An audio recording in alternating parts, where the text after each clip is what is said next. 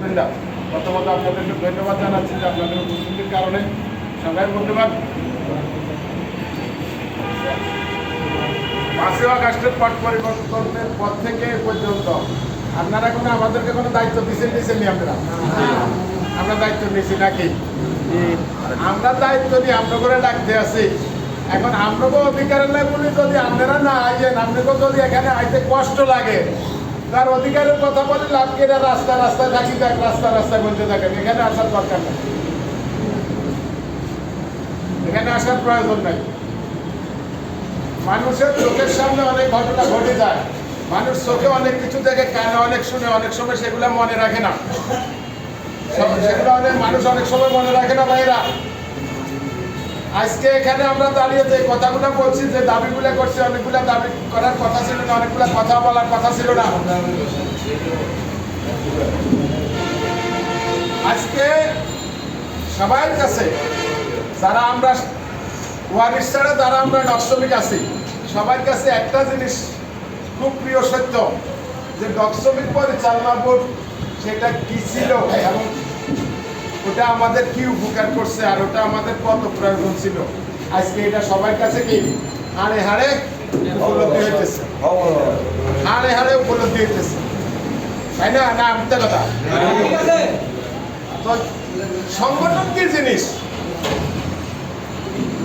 111-এর 2 বছরে কিছুটা হলো তার পাইছেন, কিছুটা পাইছেন।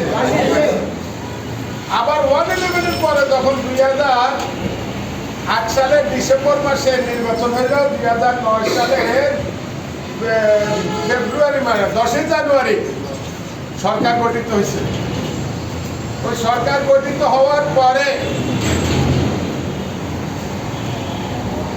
দেশের পরিস্থিতি কি ছিল, বর্তমানে কোন অবস্থায় আছি, আগামী দিকে কোন দিকে যাবে সেটা বলা হলো পরের কথা। কিন্তু 2015 সালে চট্টগ্রাম বন্দরে একটা ওয়ান সংগঠন নামে একটা সংগঠনের জন্ম নিচ্ছে। 2015 সালের মে মাস, অর্থাৎ আদম নাসির সাহেব মেয়র হয়েছে নতুন করে 3 দিন পরে সংগঠনের রেজিস্ট্রেশন আসে গেছে। 3 দিন পরে সংগঠনের রেজিস্ট্রেশন আসছে।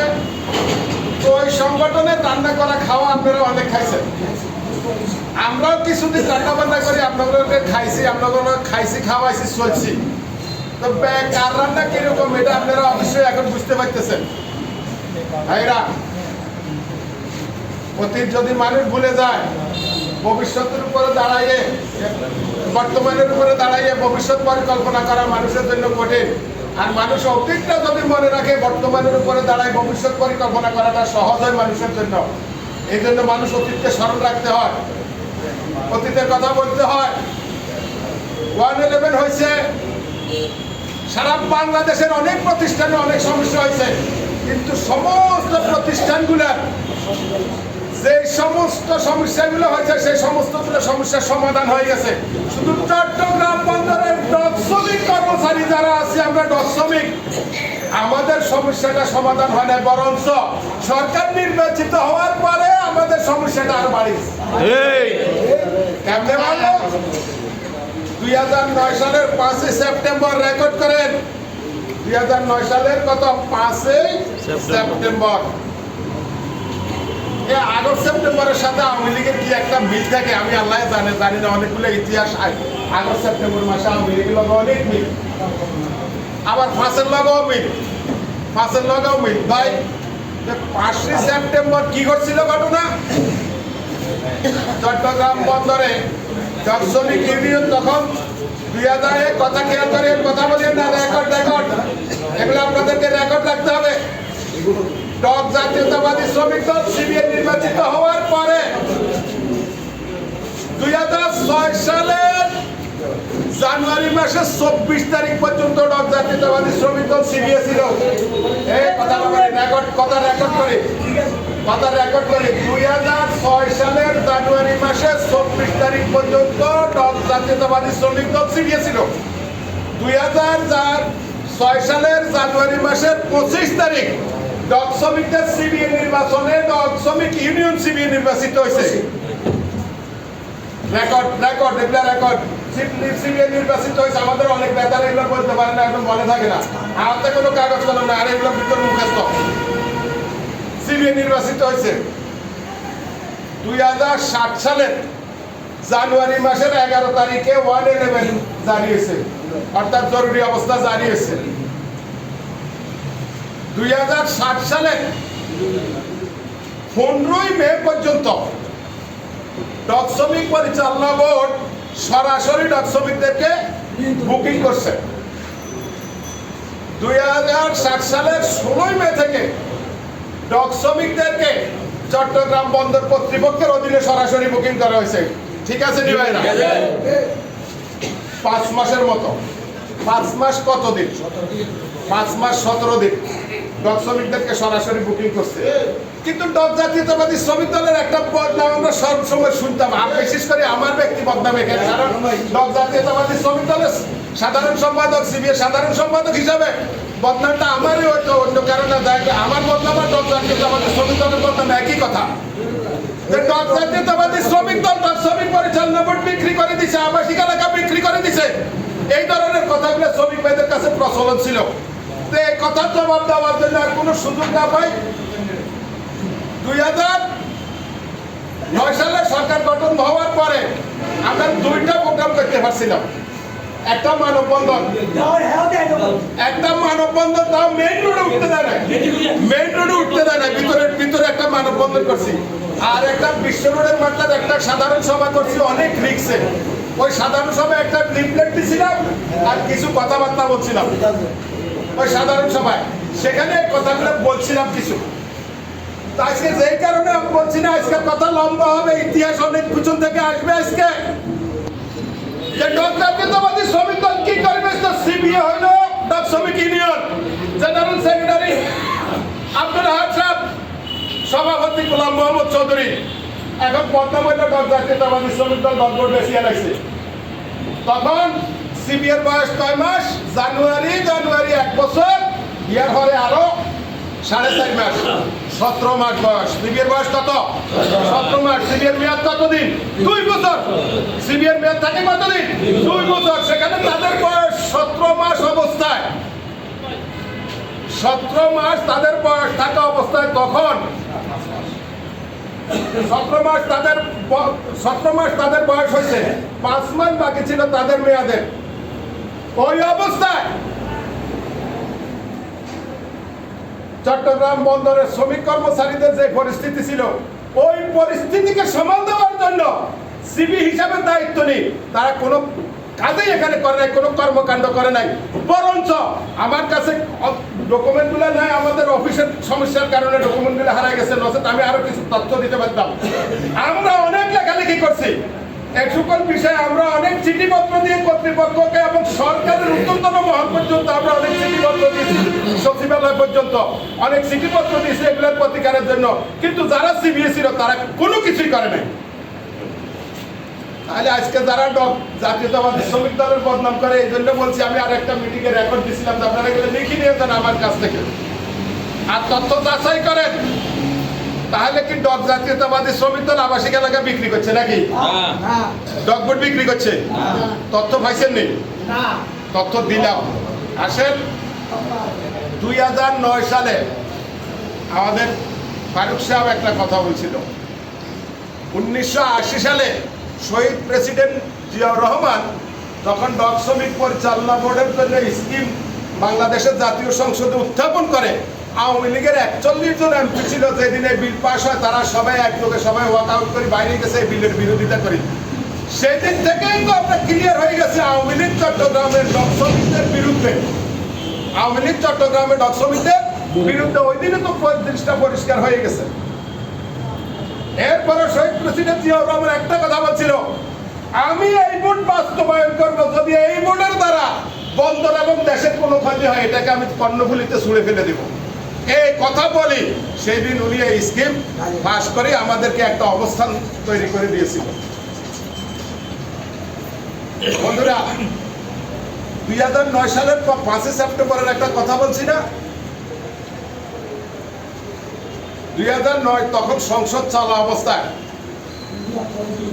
আব্দুল আহাদ সাহেব ও আরেকটা কথা বলতে ভুলে গেছি, আমরা যখন একটা মানববন্ধনের একটা মিটিং করছি বিশ্ব রোডের মাথায়, মিটিংয়ে আমরা কিছু কথা বলছি, কারো বিরুদ্ধে বলি না, শ্রমিকদের চাওয়া পাওয়ার কথা বলছি।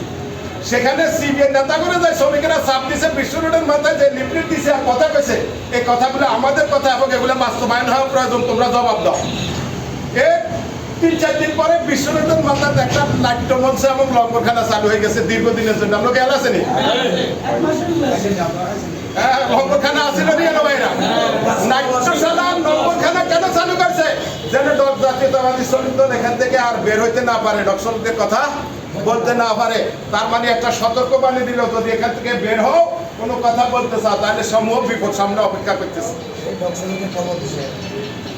সেখানেই ডক শ্রমিকদের আরেকটা কবর রচনা হয়েছে, বাক স্বাধীনতা সেখানে একটু হারাই গেছে।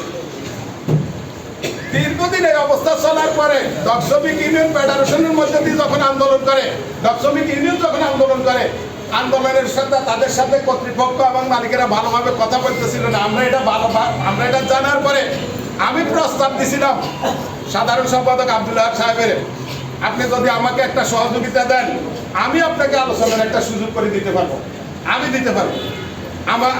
আমি বলতে আমাদের সংগঠন, সেটা কি? সেটা হলো আপনি প্রশাসনিকভাবে সরকারকে নিয়ন্ত্রণ করে আমাদেরকে এখানে আন্দোলন করার কিছু সুযোগ দেন, আমরা রাজপথে আন্দোলন করি, আপনারা টেবিলে কথা বলেন। আমরা যখন আন্দোলন করবো তাহলে আপনাদেরকে ডাকবে, কি তোমাদের সাথে কথাবার্তা চলতেছে, তোমার আলাপ আলোচনা হইতেছে, এখন বিরোধী দলের লোকেরা কেন আন্দোলন করতেছে? আপনারা একটাই জবাব, আমি যা কিছু চাইছি কোনো কিছুই আমি শ্রমিক কর্মচারীদের জন্য দিতে পারি নাই। মানুষের চাহিদা আছে, মানুষের চাহিদার জন্য মানুষ আন্দোলন করতেই পারে। তো এখন তোমরা চাওয়া পাওয়া কি, আসো বসো কথা বলো, কিন্তু না, এই সুযোগটা পাই নাই, এই সুযোগটা দেয় নাই। না দেওয়ার পরিপ্রেক্ষিতে হঠাৎ করে আন্ত মন্ত্রণালয়ের একটা মিটিং ডাকছে, সেখানে ডক শ্রমিক ইউনিয়নের প্রতিনিধিদেরকে ডাকছে, সেখানে ফেডারেশনের প্রতিনিধিদেরকে ডাকছে। তখন আমি জনাব আব্দুল্লাহ সাহেব মরে গেছে, কারণ নাম ধরলে বিপদ হয় না জানি না, আমি আলোচনার জন্য, আমি ওনার সমালোচনার জন্য না, আলোচনার স্বার্থে কথাটা বলতেছি। আমি বলছি ভাই, আন্ত মন্ত্রণালয়ের মিটিংয়ে যাইয়েন না, আন্ত মন্ত্রণালয়ের মিটিংয়ে যাইয়েন না। কারণ হলো এটা আন্ত মন্ত্রণালয়ের মিটিং, কয়েকটা মন্ত্রণালয়ের প্রতিনিধি মিলে একটা মিটিং হইব, সেখানে আপনার বেসিকের কোনো কাজ নাই। এই মিটিংটাতে আপনার বক্তব্য উপস্থিতিও রেকর্ড হবে না, বক্তব্যও রেকর্ড হবে না। সুতরাং এখানে আপনি যাওয়াটা বেকার, বরঞ্চ এটাকে পুঁজি করে বড় ধরনের খারাপ একটা সিদ্ধান্ত নিতে পারে। কিন্তু না, আন্ত মন্ত্রণালয়ের মিটিং হবে। আন্ত মন্ত্রণালয়ের মিটিংটা কিরকম আমি বলি আপনাদেরকে বোঝার জন্য। আমি আছি না, আমার পরিবার আছে না, আমার ভাই বেড়াদর আছে, আত্মীয় স্বজন আছে, এদেরকে নিয়ে আমার আলোচনা, ঘরোয়া আলোচনা, আন্ত মন্ত্রণালয়ের মিটিং। আর যদি সামাজিক আলোচনা হয়, পাড়া প্রতিবেশী সবাই নিয়ে সেই আলোচনা, তাহলে আন্ত মন্ত্রণালয়ের মিটিংয়ে যাবেন না। এখানে যাওয়া গেলে লাভের সেই ক্ষতি বেশি হতে পারে। একদিকে আন্ত মন্ত্রণালয়ের মিটিং হয়েছে, আরেকদিকে বাংলাদেশের জাতীয় সংসদে ডক শ্রমিক পরিচালনা বোর্ড বিলুপ্তির বিল উত্থাপন হয়েছে। কথাগুলো আপনারা অনেকে জানেন না। বিল উত্থাপন হয়, সেই বিল নভেম্বর মাসের 5 তারিখে সংসদে পাশ হয়েছে। জনাব শাহজাহান খান বর্তমান চাঁদাবাজ, সড়ক পরিবহন ফেডারেশনের নামে কোটি কোটি টাকা চাঁদাবাজি করছে। আর এক সময় একটা কথা বলছিল, ড্রাইভারদের বিষয়ে যখন বলছিল এদের চোখে পরীক্ষা করতে হবে, এরা রাস্তায় অনেক কিছু চোখে দেখে না, ওই বেটায় বলছিল গরু ছাগল দেখলেই হবে, মানুষ দেখার দরকার নাই। আপনার মনে আছে কিনা আমার জানা নাই, আমার মনে আছে, গরু ছাগল দেখলে হবে, মানুষ দেখার দরকার নাই। ওই শাহজাহান খান সংসদে বিল উত্থাপন করছে, আর সেই বিল পাশ করে জাতীয় সংসদে গ্যাজেট আকারে প্রকাশ করে ডক শ্রমিক পরিচালনা বোর্ড বিলুপ্ত করছে। এখন অনেকেই বলতে চায় ডক জাতীয়তাবাদী শ্রমিক দল এটা করছে। শুধু ডক শ্রমিক পরিচালনা বোর্ড বিলুপ্ত করে যদি এখানে শেষ হইতো তাহলে একটা কথা ছিল। এরপরে আরো কি করছে দেখেন, এখানে চট্টগ্রাম বন্দর সংশ্লিষ্ট 29টা ট্রেড ইউনিয়ন, কয়টা ভাই? 29টা ট্রেড ইউনিয়ন শ্রম আইনের 42 নম্বর ধারা সংশোধন করে সেখানে 185 কদারা নামক একটা ধারা সন্নিবেশিত করছে। ওই 185 কদারার মধ্য দিয়ে সমস্ত ট্রেড ইউনিয়ন গুলা বিলুপ্ত করে চট্টগ্রাম বন্দরের জন্য তিন গ্রুপের জন্য 3টা সংগঠনের অনুমোদন দিচ্ছে। একটা সরাসরি বন্দরে যারা কর্মকর্তা কর্মচারী তাদের জন্য, আরেকটা ডক শ্রমিক, মার্চেন্ট শ্রমিক, স্টিভার স্টাফ, লাইসেন্স আনলাইসেন্স, পরবর্তীতে 80 যোগ হয়েছে আমাদের সাথে বর্তমানে উইসম্যান। এই 4টা ক্যাটাগরির জন্য একটা সংগঠন, আর মালিক যারা আছে স্টিভার কন্ট্রাক্টর ওদের জন্য একটা সংগঠন। 3টা সংগঠনের অনুমোদন দিছে, আর সমস্ত সংগঠনগুলো বাতিল করে দিছে। সেখানে আরেকটা কথা বলছে গাজেটে যে অন্য আইনে যাহা কিছুই থাকুক না কেন, চট্টগ্রাম বন্দর এবং মোংলা বন্দরের জন্য এই আইনে প্রযোজ্য হইবে। একদম এটারে কি করছে, বালা করে লক দিছে। তো বন্ধুরা, আজকে কে কাকে ভালোবাসে, মানুষ দল করতে পারে, দলের প্রতি দুর্বলতা থাকতে পারে, কিন্তু নিজের অধিকারের ব্যাপারে কেউ কাউকে ছাড় দিতে পারে না। যদি কোথায় কারো অধিকার খর্ব হয় সেখানে তার প্রতিবাদ করা, কথা বলা, এটাও তার একটা অধিকার, এটাও তার একটা অধিকার। সাংবাদিক বন্ধুগণ, আমি যেই কথার কারণে এতগুলা কথা বললাম, এগুলো আপনাদের জ্ঞাতার্থে জিনিসগুলো স্মরণ রাখার জন্য, যেখানে কারা কিভাবে কি করেছে। আমরা যখন জাতীয়তাবাদী শ্রমিক দল সিবিএ, তখন আমার কাছে প্রস্তাব দিছিল ব্যক্তিগতভাবে আমারে, ডক শ্রমিক আবাসিক এলাকার পশ্চিমাংশ তোমরা কন্টেনার ইয়ার্ডের জন্য এটাকে লিজ দিয়ে দাও, তাহলে ডক শ্রমিক পরিচালনা বোর্ডের একটা আয় হবে, অনেক বড় ধরনের একটা পুঁজি হবে। আমি চিন্তা করলাম যে যদি এটাকে লিজ দেওয়া হয় তাহলে তো এখানে আস্তে করি আমি একটা পক্ষ ঢুকাই দিলাম, আস্তে করে এই মাথায় বসে আস্তে আস্তে করে এই মাথা পর্যন্ত দখল করবো। সুতরাং এই কাজ করা কোনোভাবেই সমীচীন হবে না। কিন্তু পরবর্তী সময়ে তো আর কিছু বাকি রইল না, সবটা তো দখল হয়েই গেল। ভাই আহের সাহেবের বলছিলাম, ভাই একটা কাজ করেন না, আমরা 1986 সালে 76 হত্যার পরে ডক শ্রমিক আবাসিক এলাকা তো ফুরেল বিল্ডিং তারা দেখছে, এরা কইতে এই বিল্ডিংটা ছাড়া, 4তলা বিল্ডিং নিয়ে ছাড়া তো আর কিছু আসিল না। আমরা আবাসিক এলাকায় যাই কাঁচা ঘর বানাই, আমরা হিয়ানো কাঁচা ঘর বান্ধাই, টিউবওয়েল বইয়ে আমরা পানি খাইছি, আমরা হিয়ানো বসবাস করছি না। এরপরে না বিল্ডিং হয়েছে। এটা কাজ করেন, বিল্ডিং গুলো তো আছে, বিদ্যুৎ নাই, পানি নাই, গ্যাস নাই, ঠিক আছে, অসুবিধা নাই। শ্রমিকরা আমরা সেখানে ঢুকে যাই, আমাদের জন্য বড় একটা দিঘি আছে, আমরা টিউবওয়েল বসাই নেবো। বিদ্যুতের জন্য আমরা সমস্ত শ্রমিকেরা চাঁদা করি, প্রয়োজনে একটা জেনারেটর এখানে বসাই নিব, জেনারেটর বসাই নিব। আর আমরা যখন ওখানে যাব, আমাদেরকে বিদ্যুৎ না দিয়ে পারবে না, যতদিন পর্যন্ত গ্যাস না দিবে ততদিন পর্যন্ত। এখন দেশে গ্যাস সিলিন্ডার আছে রান্না করার জন্য, স্টোভ আছে, তারা রান্না করে খাইতে চায়, তারা সেভাবে রান্না করে খাবে। একটা লাভ হবে, মানুষগুলো এক জায়গায় অ্যাকোমোডেট হয়ে যাবে। 2 নম্বর কথা হলো আন্দোলন সংগ্রামের জন্য আলাপ আলোচনা করে কর্মসূচি নিতে সহজ হবে। 3 নম্বর কথা হলো মানুষ যে বর্তমানে চাকরি বাকরির যে অবস্থা থেকে গড়বাড়া থেকে একটু কিছুটা রক্ষা পাবে। ভাই প্রবাদ আছে না, সোরায় না শুনে ধর্মের কাহিনী। যত কথাই বললাম হইল না। সিরাজ সাহেবের লগে আমার 2-3 বার কথা হয়েছিল, আমি সিবিএ জেনারেল সেক্রেটারি হওয়ার পরে। তুমি আমার 2 দিনে একটা কথা বলছে যে তুই যে কথাগুলো বলছস, এখন কথাগুলো তো সত্য, তুত্তরের কথাগুলো তোর বুঝে আইছে, এখন এগুলো আগাইতে পারবি না। আমি বললাম যে কাকা, এটা আমরা সিবিএ, আমি জেনারেল সেক্রেটারি বা আরো কেউ আছে, আমি আমার ছেলের মতো, আমাদের একার পক্ষে সম্ভব না। সকলের সহযোগিতার মধ্য দিয়ে এগুলা বাস্তবায়ন করতে হবে, আর সকলের মন থেকে যদি সহযোগিতা করে তাহলে সম্ভব হবে। কিন্তু ভাই আহাদ সাহেবের কাছে অনেক সময় চাইছিলাম, ওনার কাছ থেকে কোনো সময় পাই না, কারণ উনি এত উপরের নেতা হয়েছে যে সময় দেওয়ার মতো সময় ওনার হাতে ছিল না। তাই বন্ধুগণ, আজকে বলতে চাই, ডক শ্রমিক পরিচালনা বোর্ড বিলুপ্ত করার পরে যখন সরাসরি বন্দর কর্তৃপক্ষ ডক শ্রমিকদেরকে নিয়োগ নিয়ন্ত্রণ করছে, বন্দর কর্তৃপক্ষ নিয়োগ নিয়ন্ত্রণ করে তো বন্দর কর্তৃপক্ষ সফলতা অর্জন করছে, এবং বন্দর কর্তৃপক্ষ ডক শ্রমিকদেরকে নিয়োগ নিয়ন্ত্রণ করার সেই সক্ষমতা প্রমাণিত হয়েছে। তাহলে সেখান থেকে কেন আবার ডক শ্রমিকদেরকে পারতানি মালিকদের হাতে তুলে দেওয়া হয়েছে, কোন চাকরি তুলে দেওয়া হয়েছে, এটা একটা বড় ধরনের প্রশ্ন হয়েছে।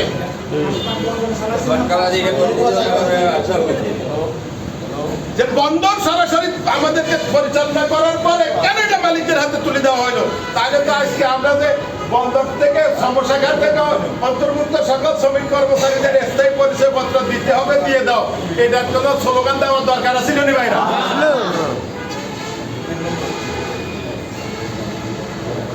এরপরে যদি আমরা বন্দরের নিয়ন্ত্রণে থাকতাম, আজকে দাবি করতে পারতাম বন্দর শ্রমিক কর্মচারীদেরকে যেভাবে সুযোগ সুবিধাগুলো দেওয়া হয় আমাদেরকে সেভাবে দিতে হবে। কিন্তু আজকে কি সে এইভাবে দাবি করতে পারতেছি না। দুইভাবে বিভক্ত অবস্থা। সংগ্রামী বন্ধুগণ, তো অতীতের কিছু কথা না বললে আপনাদের বুঝে আসবে না, এই জন্য কথাগুলা বললাম। চাইলে আমরাও কিছু বেচা বিক্রি করতে পারতাম, কিন্তু আমরা সেই বেচা বিক্রি গুলা আমরা করি নাই। আর একটা দুঃখ ভরা হৃদয়ে একটা কথা বলতে হয় ভাইয়েরা, আজকে এখনো আমাদের নেতারাও কয়, কর্মীরাও কয়, আমার গ্যাং ফরমেশন অনুযায়ী আমার শ্রমিক বুকিং দেয় না, 7 জনের জায়গা 7 জন দেয়, 7 জনের জায়গা 3 জন দেয়। আপনি 7 জনের বুকিং হয়ে তো 2 জনে কাম করেন, আপনারা 7 জন দিতে পারলে আয় করেন তো 2 জন করে বুকিং করতে হবে। একজনও করে বলে আয় কমন তো আয় আপনার 7 জনের জায়গা 7 জন দেয়। আপনার এই কথার পক্ষেই নেই, আমি আপনার এই কথার সম্পূর্ণ বিপক্ষে। কারণ আপনারা 5 জন বুকিং দিয়ে আপনি 2 জন কাজ করেন, আপনি প্রমাণ করে দিতেছেন যে এই কাজটা 2 জনের দ্বারা করা সম্ভব, এখানে 5 জনের প্রয়োজন নাই। ঠিক আছে, এই কথাগুলো আগের দিনেও যখন বলছি মা মাসি 14 গোষ্ঠী গাইডলাই বেদাগো সব শেষ করিয়া লাইছে, হোলাইনন বন্ধ হয়ে গেছে। আজকেও আবার চট্টগ্রাম বন্দরে সেই একই অবস্থা বিদ্যমান। তাহলে আপনি আপনার অধিকারের ধরে রাখবেন কিভাবে, আপনার কর্ম ধরে রাখবেন কিভাবে? কন্টেনার বার্তার কর্মী মিটিং এ আলোচনা করছি, কন্টেনার বার্তার লোকেদের সাথে আলোচনা করছি, যারা আসছিল তাদের সাথে, যে আপনারা স্প্রেডারে উঠে আসা যাওয়া করেন, এটা বিপজ্জনক। এটা চট্টগ্রাম বন্দর কর্তৃপক্ষের নিষিদ্ধ, আইএসপিএস কোডে নিষিদ্ধ। এবং কন্টেনার বার্তার লোকগুলোকে মার্চ লাইন সহ আরেকটা কোন কোম্পানি জানি ওরা ট্রেনিং করাইছে, ওই ট্রেনিং এর মাধ্যমে নিষেধ করছে যে স্প্রেডারে উঠে আসা যাওয়া না করার জন্য। এটা বিপজ্জনক, যে কোনো সময় দুর্ঘটনা ঘটতে পারে। আজ থেকে 3 দিন আগে 12 নম্বর বার্তে কি হয়েছে? তাহলে 12 নম্বর বার্তে যে 2 জনের যে দুর্ঘটনা করছে, কি আবার এখানে প্রোডাকশন দিয়ে না টিয়া কামাইবার সুযোগ আছে কেন? হ্যাঁ, তাহলে কার কাছে কথা কই, কারে বুঝাই? যে ওই দিন ওই কথাটা বুঝাইছি যে আপনার একটা জাহাজের কন্টেনার জাহাজে যদি আমরা 3 দিন সময় ধরি, 3 দিনে কয় শিফট? 3 তিরিকে 9 শিফট। প্রতি শিফটে যদি করে 5টা করে মাল কম যায় 45টা, 7টা করে মাল যদি কম যায় তাহলে 7 9 63টা, তাহলে এক ডিউটি চাকরি পারবো না? এক ডিউটি বুকিং পারবো নি? তো আপনি এক ডিউটির মধ্যে 200 টাকা বেশি পাই পাল্লাই যায়, নিজের জীবনকে বিলিয়ে দিতেছেন, কিন্তু এক ডিউটি চাকরি পারলে যে আপনার 700 1000 টাকা হইব, এই চিন্তা আপনার নয়। আপনাকে কে বলছে সচেতন? কে বলতেছে আপনারা সচেতন? কে করবে এই কথাটা সচেতন লোকের কথা? যে কাজটা তো আমরাই করবো, মাল যদি তাহলে থাকে এই মালামাল গুলো খালাস আমরাই করবো। তাহলে আজকে যে লোকগুলা আরো অনেক, এবং আমি এই কথাগুলা আগে তো আনুষ্ঠানিকভাবে বলতে পারি না, চলার পথে অনেককে বলছি, চট্টগ্রাম বন্দরের 100 বছরের ইতিহাসে যা ঘটে নাই 111 এর পরে তার চেয়ে অনেক বেশি দুর্ঘটনা ঘটছে, অনেক বেশি দুর্ঘটনা শিকার হয়েছে। তার কারণ অসচেতনতা আর লোক, দুইটা জিনিস, অসচেতনতা এবং লোক। এখন সংগঠনের পক্ষ থেকে কথা বলতেছে, বোঝানোর চেষ্টা করতেছে, 5 জন দিছে 5 জন কাম করেন, 2 জনে কাম করেন তখন, তাহলে তো বাকি 2 জনের কাজও বাকি একজন সিগন্যালম্যান থাকে, তাহলে বাকি আরো 2 জনের কাজ 2 জনে করেন না? একটু বেশি রেস্টের লাইন, এত বেশি রেস্ট করতে যায় একেবারে সারা জীবনের জন্য রেস্টের সার্টিফিকেট হাতে ধরাই দিয়ে গরম ধরে দিব, একদম সারা জীবন রেস্ট করার সুযোগ পাই দেবে, কেউ কোনো বলা লাগবে না। সুতরাং যদি নিজেদের ভালো চান, যদি ভালো বুঝেন, কথাগুলো সমস্ত শ্রমিকদের সাথে আলোচনা করেন, বুঝানোর চেষ্টা করেন। আগে তো কইছিল আমরা একখানা বাগযোগ করি, একটু আরাম আয়েশ করি, আমরা একখানা বাগযোগ করি, তার জুয়া খেলায় একটু আড্ডা মারিয়ারি। হ্যাঁ, সব নেতাকে এটা ভালো লাগে না, ইয়ালাগুলি নেতারা এরকম করে। এখন কি করবেন? সুতরাং এই অবস্থাগুলোর পরিবর্তন ঘটান। আর পরিবর্তন ঘটাইতে পারবেন সংগঠন, পারবে না আপনারা পারবেন, সংগঠন বলতে পারবে, বাস্তবায়ন করতে পারবে না, বাস্তবায়ন করতে হবে আপনাদেরকে। আর যদি সেটা করতে না পারেন তাহলে অদূর ভবিষ্যতে আপনাদের জন্য খারাপ জিনিস অপেক্ষা করতেছে।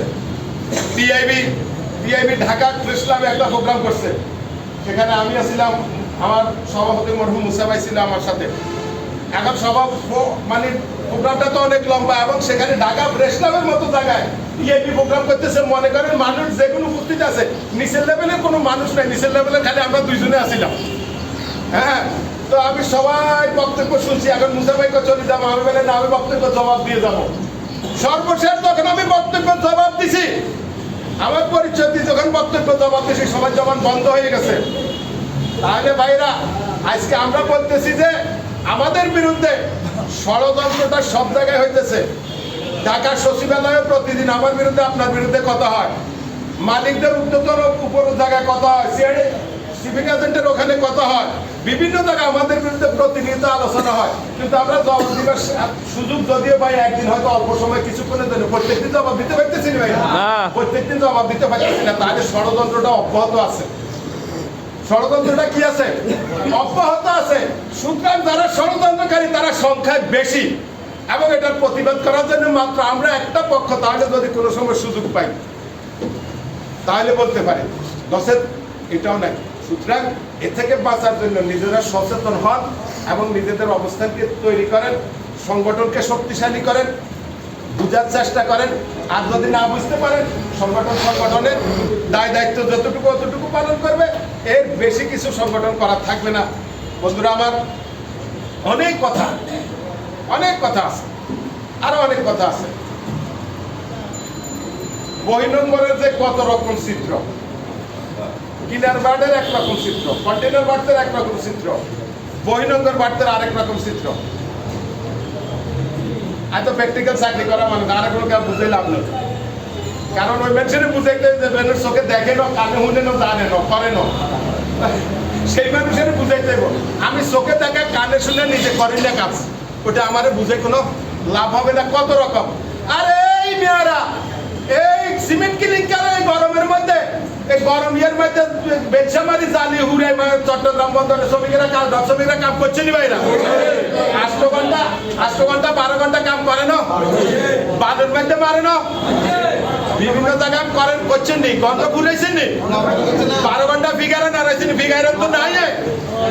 তাহলে সেই কাজ করেন না লোকেরা। এখন 6 ঘন্টা ডিউটি করবো, তাও কোথায়? নিচে উঠবে, আন্ডা করবো, উসমেনের লগে একটু সত্যতা করে তুলবো, একটু কথাবার্তা করবো, ভাই তো কোনো কিছু দরকার হলে কই সমস্যা হলে আরে কই সাইয়ে দিয়েছি, এটা করতে পারতেছে না।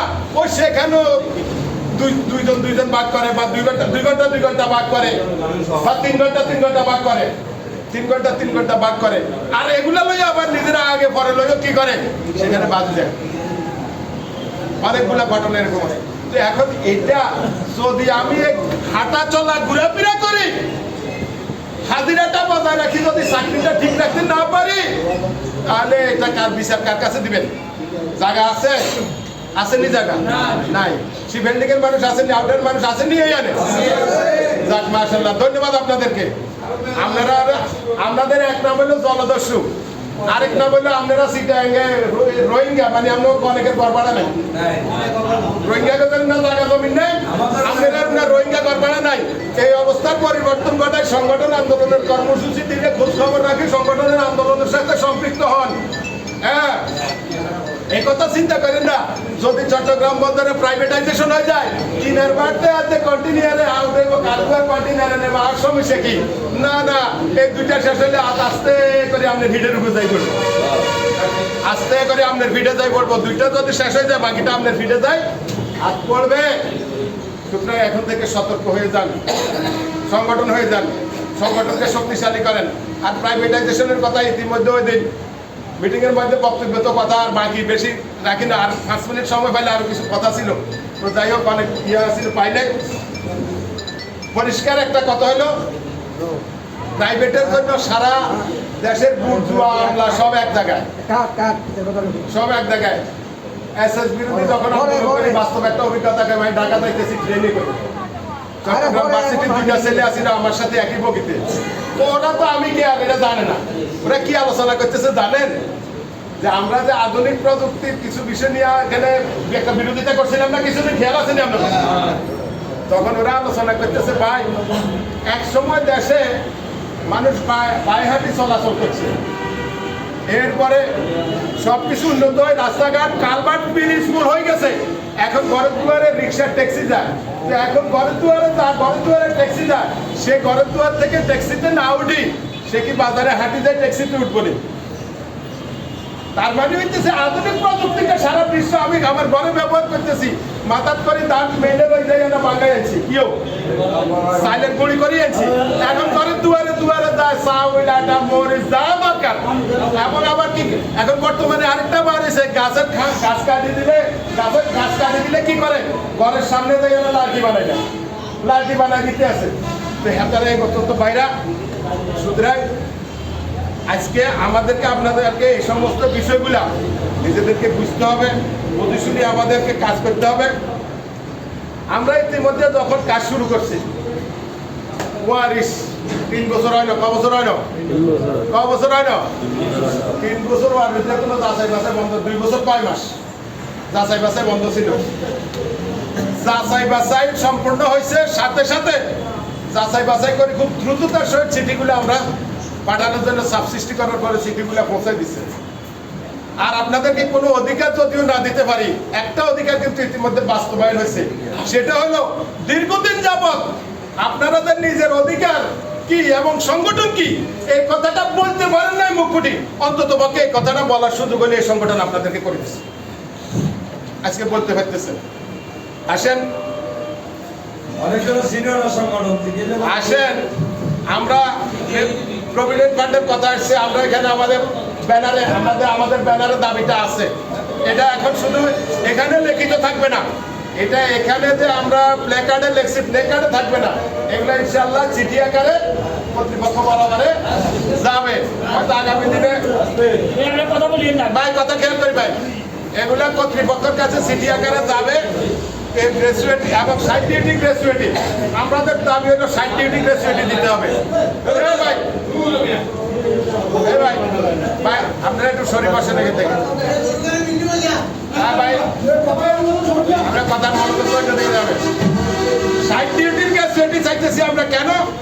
আমাকে কোনো শুক্রবার শনিবার আসেনি, সরকার ঘোষিত গ্যাজেটেড হলিডে আমাদের আসেনি। গ্যাজেটেড হলিডে আছে, আমরা কিছু হয়েছে হাই হিয়ে, কিন্তু আমরা বন্ধের দিন আমাকে কোনো কাজ বন্ধ আসেনি। তো যদি আমাকে সারা বছরে 12 মাসে যদি 12 মাসের মধ্যে মাসে 30 দিন 12 মাসে যদি আমাদেরকে বইটা পাইতে হয়, তাহলে আমার 30 দিনে বইটা পাবো, 26 দিনের মজুরি দিবেন। এটা কেমন কথা? এটা হইতে পারবে না, আমাদেরকে 60 দিনের গ্র্যাজুইটি দিতে হবে, এটা আমাদের দাবি আছে। আরো অনেক কিছু বন্দর থেকে স্থায়ী পরিচয়পত্র সহ আরো অনেকগুলো দাবি আছে, এগুলো আর আমি বিস্তারিত আলোচনা করবো না, সভাপতি সে বলবে কিছু কথা, আমি তো কথা বললে অনেক সময় লম্বা হয়ে যাবে। তো সর্বশেষ একটা কথা আসি, উৎসাহ বোনাস এবং বন্যার সাহায্য, এই দুইটার ব্যাপারে বলি। বন্যার সাহায্যটা যাচাই বাছাই করে একটা প্রক্রিয়া, এখানে একটা কমিটি করার কথা বলছে। আমরা ব্যক্তিগতভাবে বলছি যে কমিটির প্রয়োজন কি? কমিটির প্রয়োজন নাই, কর্তৃপক্ষ সিদ্ধান্ত দিলে তো পারে। যেহেতু এখানে কল্যাণ ফান্ড পরিচালনা করার জন্য কমিটি আছে, ওই কমিটি সিদ্ধান্ত দিয়ে দিলে তো পারে। আবার নতুন করে কমিটি হওয়া দরকারটা কি, এই কথাটা বলছি। আর উৎসাহ বোনাসের ব্যাপারে আমাদের একটু দুর্ভাগ্যের সাথে রটতেছে ভাইয়েরা।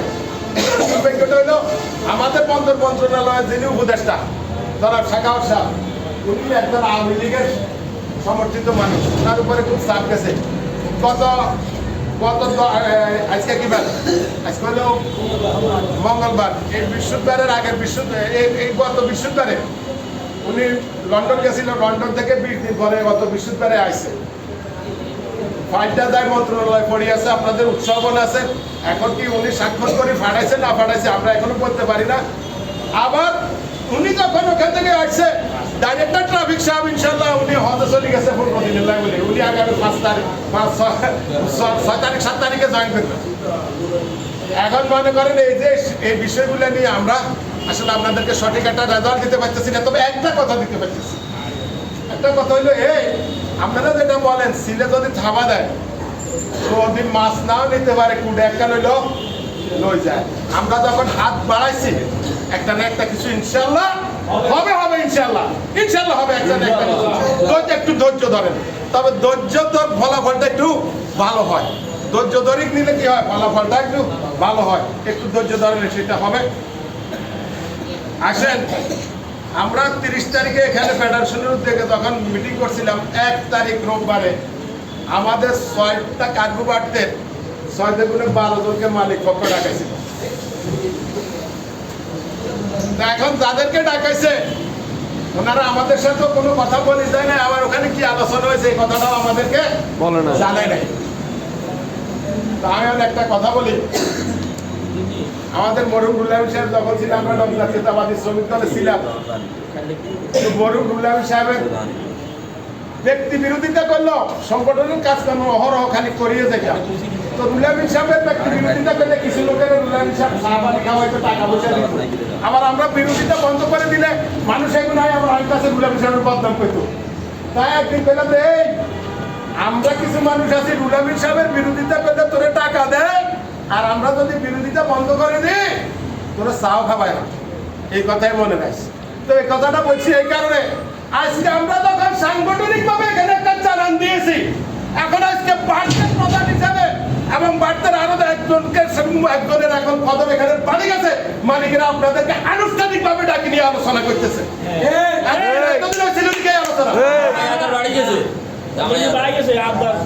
তাহলে এখন এটার উদ্দেশ্য কি?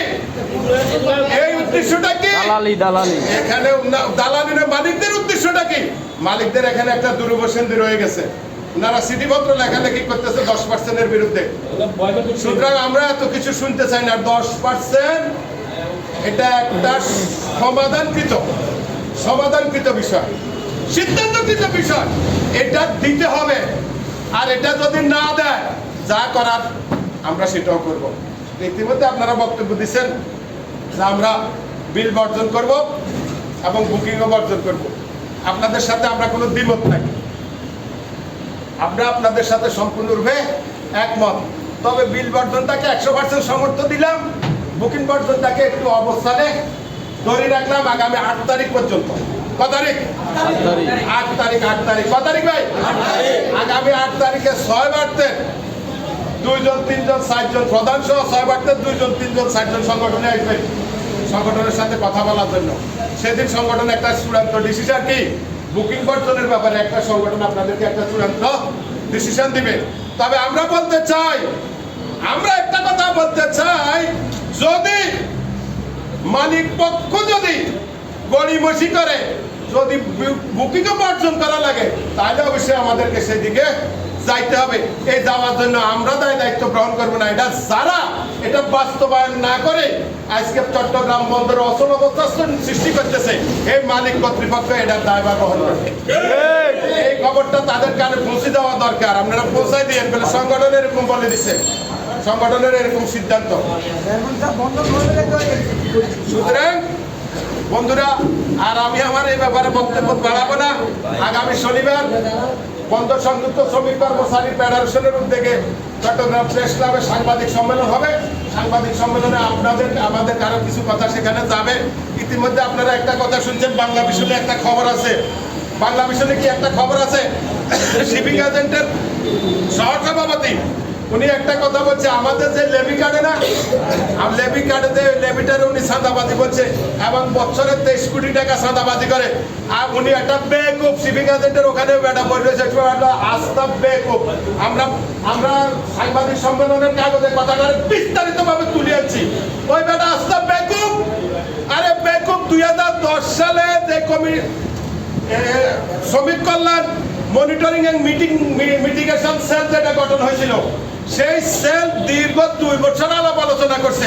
আলাপ আলোচনা করে সুপারিশমালা পেশ করার পরে 2010 সালে চট্টগ্রাম বন্দর কর্তৃপক্ষ 63 নম্বর আদেশে 2010-63 নম্বর একটা আদেশ জারি করছে শ্রমিকদের এই সমস্ত সুবিধাগুলো নিশ্চিত করার জন্য।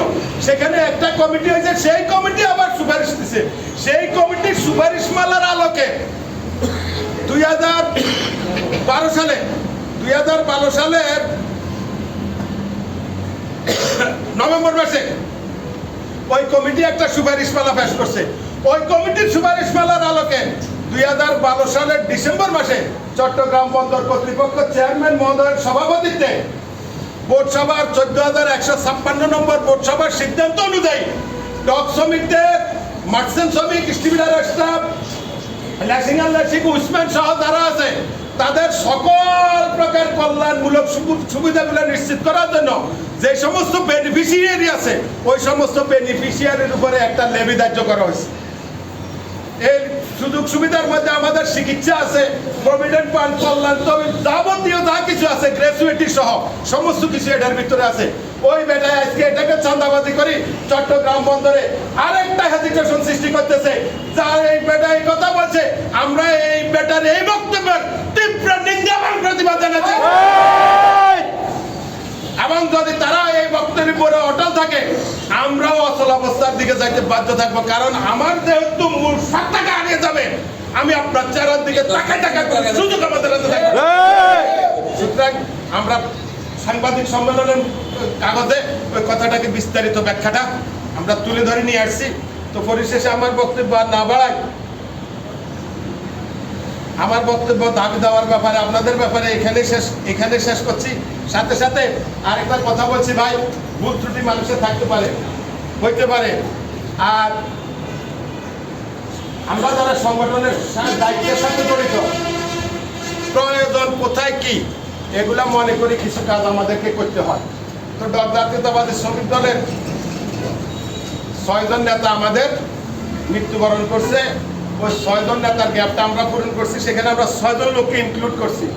পদবিটা আমরা নিজেরা এটা ঠিক করবো। সে 6 জন লোকের একজন হলো মোহাম্মদ হুমায়ুন কবির ফারুক, যিনি আপনাদের সামনে বক্তব্য রাখছে। আজকে আমার বক্তব্য রাখছে সেকান্দর, শাহজাহান মাস্টার, এরশাদ, নুরুল আফসার ফাঁকি এবং মোহাম্মদ দুলা। আমরা এই 6 জন লোককে আমরা কি করছি, নতুন করে কমিটিতে ইনক্লুড করছি। আমরা ওনাদেরকে বিভিন্ন পদে পদায়ন করে এটা পূর্ণাঙ্গ রূপে আপনাদেরকে জানাই দিব। হয়তো ভুল ত্রুটি আছে, মানুষ ভুল ত্রুটি করতে পারে। তো মানুষ ভুল করলে ভুলের সংশোধন করে মানুষ ভুল থেকে সরিয়ে আসতে পারে না ভাইরা? আসতে পারে। আবার আরেকটা আছে, অনেক সময় মানুষের কাঁধে যখন দায়িত্ব পড়ে, তখন কিন্তু ইচ্ছায় অনিচ্ছায় অনেক কিছু ছাড়িয়ে দিতে হয়। ছাড়িয়ে দিতে হয় না ভাইরা? হয়। এখন মনে করেন অনেকে তো তার জুয়া খেলে, হাই আর হারুন সাহেব যদি তার জুয়া খেলি, মানুষে দেখলে কি করবো? সংগঠনের সভাপতি সেক্রেটারি তো জুয়াডি না। হ্যাঁ কি ভাই, এরকম কথা কইব নি? ইচ্ছে থাকবে এটা করণ দেখতে, ঠিক আছে নি ভাইরা? এটা করণ দেখতে না। সুতরাং এই লোকগুলোকে আমরা এখানে ইনক্লুড করছি। তো আবারও আমার ব্যক্তিগত পক্ষ থেকে এবং সংগঠনের পক্ষ থেকে আপনারা আজকে সংগঠনের ডাকে সাড়া দিয়েছেন এবং আমাদের দীর্ঘক্ষণ আলাপ আলোচনা শুনেছেন। সভাপতি সাহেব বক্তব্য রাখবে, ওনার বক্তব্য শুনবেন। এই জন্য আপনাদেরকে আন্তরিক অভিনন্দন এবং ধন্যবাদ জানিয়ে আমার বক্তব্য এখানে শেষ করছি। আল্লাহ হাফেজ। জাতীয়তাবাদী শ্রমিক দল জিন্দাবাদ। শহীদ আব্দুল্লাহ অমর হক। আসসালামু আলাইকুম।